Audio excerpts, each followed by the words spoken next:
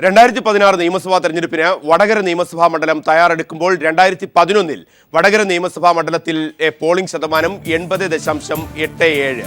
വടകരയിൽ 2011 പോൾ ചെയ്ത വോട്ടുകൾ 1,14,267. 80.87% പോൾ ചെയ്ത 2011 വടകര നിയമസഭാ മണ്ഡലത്തിൽ വിജയിയായത് CK നാണുവാണ്. CK നാണുവിന്റെ ഭൂരിപക്ഷം 847.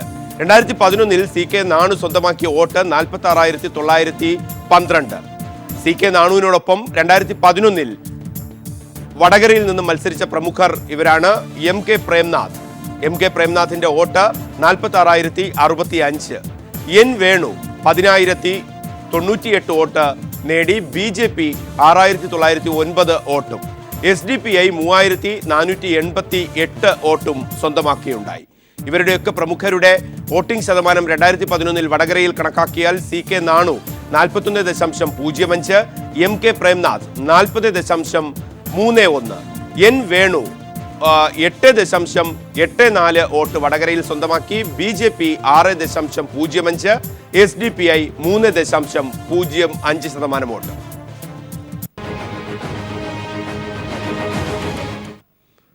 രണ്ടായിരത്തി 2011 ഈ കണക്കുകളിൽ നിന്ന് 2016 കണക്കുകൂട്ടലുകളിലേക്ക് വടകര നിയമസഭാ മണ്ഡലം എത്തുമ്പോൾ വടകരയിൽ തയ്യാറെടുപ്പുകൾ തുടങ്ങിക്കഴിഞ്ഞു.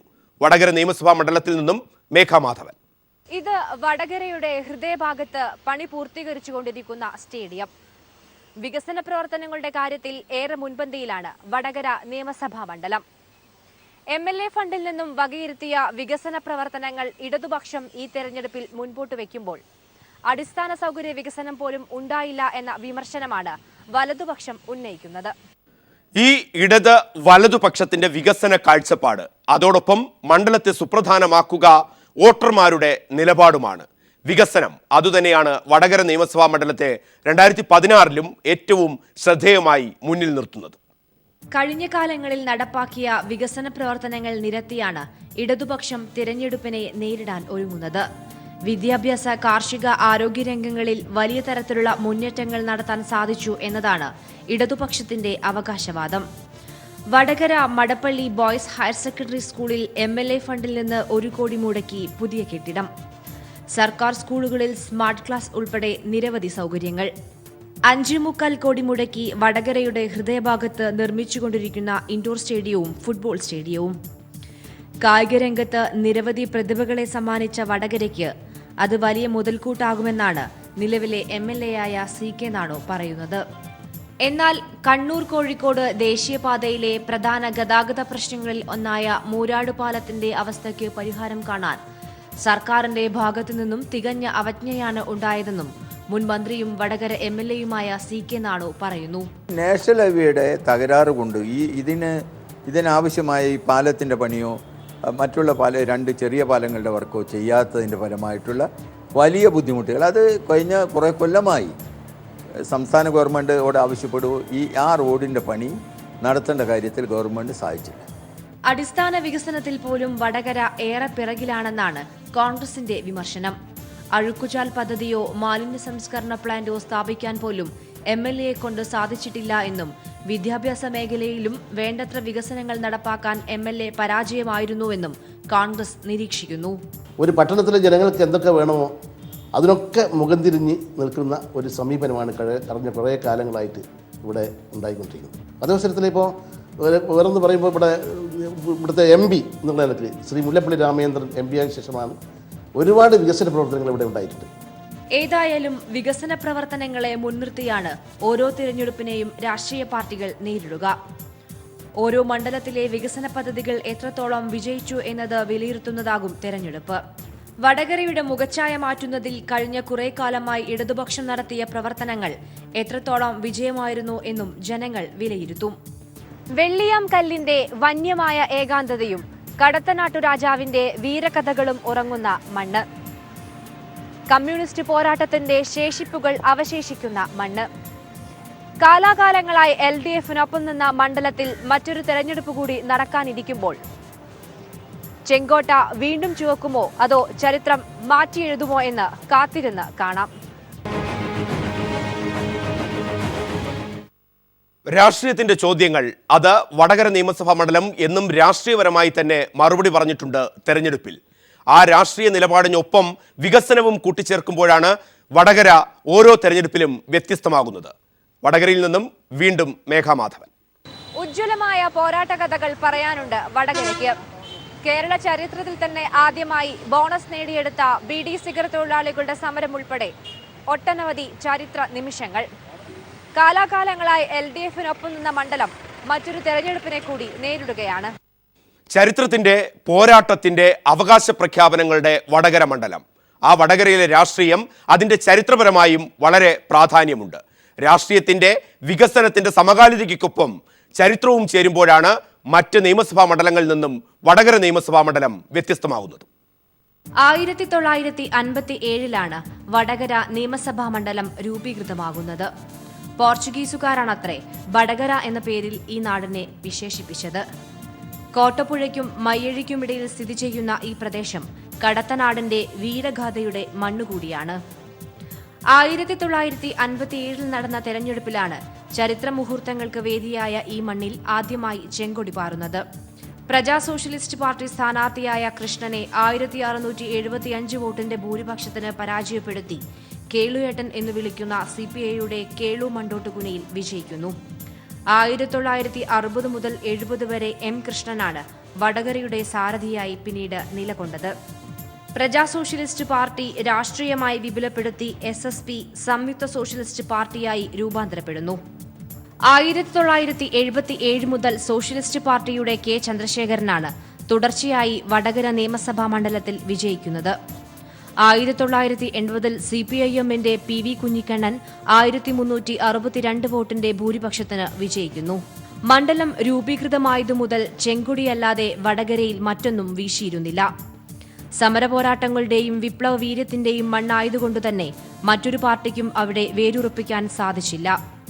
1991 തെരഞ്ഞെടുപ്പിൽ വീണ്ടും LDF സ്ഥാനാർത്ഥി K ചന്ദ്രശേഖരൻ വിജയിക്കുന്നു. കോൺഗ്രസിന്റെ KC അബുവിനെ 10,533 വോട്ടിന്റെ ഭൂരിപക്ഷത്തിൽ പരാജയപ്പെടുത്തിയാണ് വിജയം നേടുന്നത്. കാലാകാലത്തെ MLA കുപ്പായം അഴിച്ചുവെച്ച് ആ തെരഞ്ഞെടുപ്പിന് ശേഷം K ചന്ദ്രശേഖരൻ CK നാണുവിനെ ആ ദൌത്യം ഏൽപ്പിക്കുന്നു. 96 തെരഞ്ഞെടുപ്പിൽ LDFന്റെ ഘടകകക്ഷിയായ ജനതാദൾ സ്ഥാനാർത്ഥി CK നാണു 26,986 വോട്ടിന്റെ ഭൂരിപക്ഷത്തിൽ വടകര മണ്ഡലത്തിൽ നിന്നും വിജയിക്കുന്നു. കോൺഗ്രസിന്റെ C വത്സലനെയായിരുന്നു അന്ന് പരാജയപ്പെടുത്തിയത്. ആ തിരഞ്ഞെടുപ്പിൽ BJP 3ാം സ്ഥാനത്തും എത്തി. 2001 തെരഞ്ഞെടുപ്പിൽ LDFന്റെ CK നാണു വീണ്ടും MLAയായി തെരഞ്ഞെടുക്കപ്പെടുന്നു. 14,159 വോട്ടുകൾക്ക് കോൺഗ്രസ് സ്ഥാനാർത്ഥിയെ പരാജയപ്പെടുത്തിയാണ് CK നാണു 2ാം തവണയും MLAയായി വിജയിക്കുന്നത്. 2006 നിയമസഭാ തെരഞ്ഞെടുപ്പിൽ LDFന്റെ സ്ഥാനാർത്ഥി MK പ്രേംനാഥായിരുന്നു. 21,269 വോട്ടിന്റെ ഭൂരിപക്ഷത്തിൽ അദ്ദേഹം MLAയായി തെരഞ്ഞെടുക്കപ്പെടുന്നു. വീണ്ടും വടകരയുടെ തലപ്പത്ത് ചെങ്കൊടി പാറുന്നു. 2011 നിയമസഭാ തെരഞ്ഞെടുപ്പ് ഏറെ പ്രത്യേകതകൾ നിറഞ്ഞതായിരുന്നു. സീറ്റ് തർക്കത്തിന്റെ പേരിൽ ഒരു കാലത്ത് ഒരുമിച്ച് നിന്ന് പ്രവർത്തിച്ചവർ പരസ്പരം ഏറ്റുമുട്ടിയ തെരഞ്ഞെടുപ്പായിരുന്നു അത്. സീറ്റിന്റെ പേരിൽ ജനതാദളിൽ നിന്ന് വീരേന്ദ്രകുമാറിന്റെ നേതൃത്വത്തിലുള്ള ഒരു വിഭാഗം കോൺഗ്രസിലേക്ക് ചേക്കേറുന്നു. മാത്യു ടി തോമസിന്റെ നേതൃത്വത്തിലുള്ള JDS LDFിലും തുടരുന്നു. LDFന്റെ സ്ഥാനാർത്ഥിയായ JDS നേതാവും MLAയുമായ CK നാണുവിനെതിരെ 2001 മത്സരിച്ചത് SJDയുടെ MK പ്രേംനാഥായിരുന്നു. 847 വോട്ടിന്റെ ഭൂരിപക്ഷത്തിൽ വീണ്ടും LDFന്റെ CK നാണു MLAയായി തിരഞ്ഞെടുക്കപ്പെടുന്നു. അങ്ങനെ വടകരയുടെ ചരിത്രം എന്നും LDFനൊപ്പം നിന്നതാണ്. 2016 പുതിയ തെരഞ്ഞെടുപ്പിന് അംഗം കുറിക്കുമ്പോൾ ചെങ്കോട്ട ഒരിക്കൽ കൂടി ചുവക്കുമോ അതോ അത്ഭുതങ്ങൾ സംഭവിക്കുമോ എന്നതാണ് രാഷ്ട്രീയ കേരളം ഉറ്റുനോക്കുന്നത്. സ്മാർട്ട് സിറ്റിയും ഇൻഫോ പാർക്കും തൃക്കാക്കരയെ വ്യത്യസ്തമാക്കുന്നു. ഈ തെരഞ്ഞെടുപ്പിൽ IT മേഖലയിലെ തൊഴിൽ പ്രശ്നങ്ങൾ വ്യത്യസ്തമാകുമ്പോൾ 2011 തൃക്കാക്കര നിയമസഭാ മണ്ഡലത്തിലെ പോളിംഗ് ശതമാനം 73.80, 1,17,853 പേർ 2011 പോൾ ചെയ്യുകയും ചെയ്തു. 73.80 പോളിംഗ് ശതമാനം നിലനിൽക്കുമ്പോൾ തന്നെ 2011 തൃക്കാക്കരയിൽ വിജയിച്ചത് ബെന്നി ബെഹനാനാണ്. ബെന്നി ബെഹനാന്റെ വോട്ട് 65,854. ബെന്നി ബെഹനാന്റെ 2011 തൃക്കാക്കര നിയമസഭാ മണ്ഡലത്തിലെ ഭൂരിപക്ഷം 22,406. ബെന്നി ബെഹനാനെ കൂടാതെ 2011 തൃക്കാക്കര നിയമസഭാ മണ്ഡലത്തിൽ നിന്നും മത്സരിച്ച പ്രമുഖർ എമ്മി ഹുസൈൻ CPIM, അദ്ദേഹത്തിന്റെ വോട്ട് 43,448, BJP 5,935 വോട്ട് N സജികുമാറിലൂടെ സ്വന്തമാക്കുകയുണ്ടായി. ഈ പ്രമുഖരുടെയൊക്കെ വോട്ടിംഗ് ശതമാനം 2011 തൃക്കാക്കര നിയമസഭാ മണ്ഡലത്തിൽ കണക്കാക്കുമ്പോൾ ബെന്നി ബെഹനാൻ 55.88%, എമ്മി ഹസൈനാർ 36.87%. CPIM 2011 തൃക്കാക്കര നിയമസഭാ മണ്ഡലത്തിൽ എമ്മി ഹസൈനാറിൽ കൂടെ സ്വന്തമാക്കിയത് 36.87%. BJP N സജികുമാറിലൂടെ 5.04% വോട്ടും സ്വന്തമാക്കിയുണ്ടായി.